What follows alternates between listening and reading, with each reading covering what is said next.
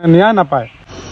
মোৰ লগত নালাগি মোৰ দাদা বজাৰৰ পৰা আহোঁতে ইমান মাৰিছে, গতিকে মই সকলো জ্ঞানী বুদ্ধিজীৱী সকলোলৈ কৈছোঁ যাতে এইবিলাক কামপুৰত বিজেপি কৰ্মীক হত্যাৰ চেষ্টা।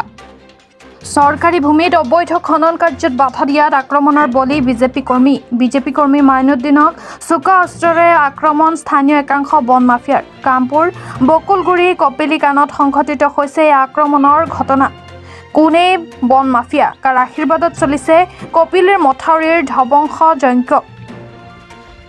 নগাঁও জিলাৰ কামপুৰৰ বনাঞ্চলিক কাৰ্যালয়ৰ অন্তৰ্গত কম্ভৰডুবি কপিলিকানত কপিলীৰ খহনীয়া এলেকাত মথাউৰি নিচেই কাষত চৰকাৰী ভূমিত অবাধে খনন কৰা কাৰ্যত বাধা দিয়াত নিশা মাইনুদ্দিন নামৰ বিজেপি কৰ্মীক চোকা অস্ত্ৰৰে আক্ৰমণ কৰি হত্যাৰ চেষ্টা কৰাত সৃষ্টি হয় উত্তেজনাৰ। এই খননে বৃহত্তৰ কচুৱা কামপুৰ দক্ষিণ অঞ্চলৰ প্ৰায় 20খনকৈ গাঁও বানত বুৰ যোৱা পৰিলক্ষিত হয়।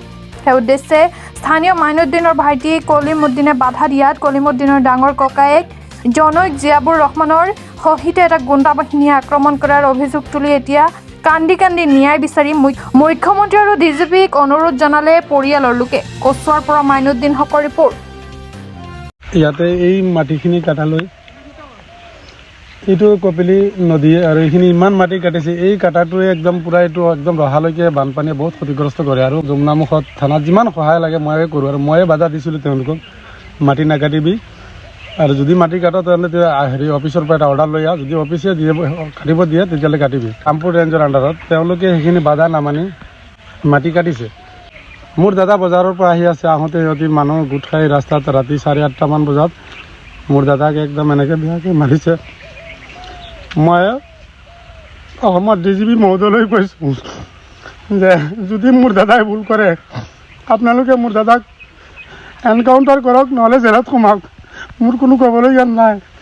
যদি দুখ কৰা নাই তেতিয়াহ'লে আপোনালোকে ন্যায়টো দিয়ক।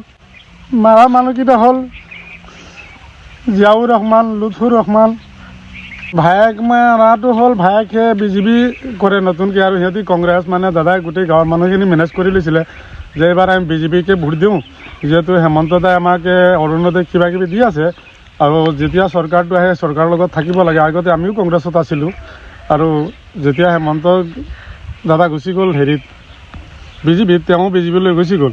এতিয়া তেওঁ ৰাস্তাই পদূলিয়ে অলপ চিঞৰ বাখৰ কৰি থাকে, আৰু সেই অনুপাতে তেওঁৰ পদূলিতে বেয়াকৈ মাৰিছে। এনেকৈ মাৰিছে চৰকাৰী মাটি, নদীৰ কাষৰে মাটি।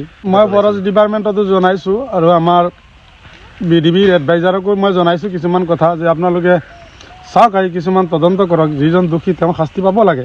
নিৰ্দোষী মানুহে কিছুমান থানাত যোৱাৰ পিছতে কোনোবাই কাৰোবাৰ এই ওপৰ লেভেলৰ মেনেজ দি চলাই লিয়াওক, বহুত মানে ন্যায় নাপায়। মোৰ লগত নালাগি মোৰ দাদা বজাৰৰ পৰা আহোঁতে ইমান মাৰিছে, গতিকে মই সকলো জ্ঞানী বুদ্ধিজীৱী সকলোলৈ কৈছোঁ যাতে এইবিলাক বন্ধ হ'ব লাগে। আৰু মই লগতে এইখিনিও কৈছোঁ, যদি ময়ো দুখ কৰোঁ, মই এই দোষীজন এইখন সমাজত থাকিব নালাগে। মোকো আপোনালোকে আইনৰ আওতালৈ লওক। মোৰ দাদাৰ নাম মাইনুদ্দিন।